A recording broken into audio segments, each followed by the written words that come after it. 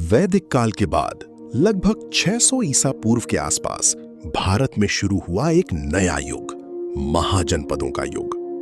महाजनपद का अर्थ होता है बड़े जन या बड़े राज्य, जहां एक स्थिर शासन और व्यवस्थित समाज का विकास हो चुका था। इस समय भारत में कुल 16 महाजनपद थे। इनमें से कुछ प्रमुख थे मगध, कोशल, वत्स, अवंती, कुरु, पांचाल और गांधार। ये राज्य पहले के समय से काफी अलग थे।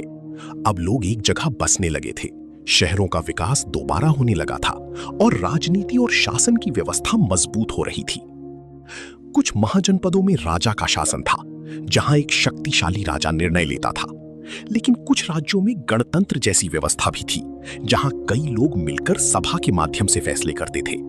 इन्हीं गणराज्य कहा जाता था। इस युग में अर्थव्यवस्था भी बदली। कृषि मुख्य आधार बन गई। लोह के उपयोग से खेती और हथियार दोनों मजबूत हुए और व्यापार तेजी से बढ़ने लगा। नई नगर बसने लगी, बाजार बने और लोगों के बीच लेन देन बढ़ा। सबसे शक्तिशाली महाजनपद था मगध। इसके पास कई फायदे थे: उपजाऊ मिट्टी, गंगा के मैदान, लौह अयस्क की उपलब्धता और नदियों का मजबूत जाल। इसी वजह से मगध धीरे धीरे अन्य राज्यों पर भारी पड़ने लगा। मगध के शासकों जैसे बिंबिसार और अजातशत्रु ने अपने राज्य को और भी मजबूत बनाया और इसे सबसे बड़ा राज्य बना दिया।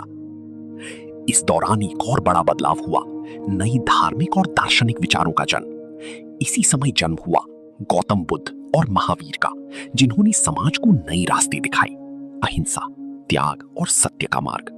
लोगों ने पुराने कठिन यज्ञ और रस्म रिवाजों की जगह सरल और व्यवहारिक जीवन की ओर ध्यान देना शुरू किया।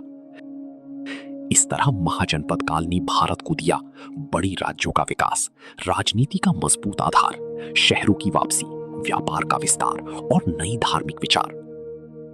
और इसी युग ने आगे चलकर एक महान साम्राज्य की नींव रखी, मौर्य साम्राज्य, जो लगभग 321 ईसा पूर्व में उभर कर सामने आया।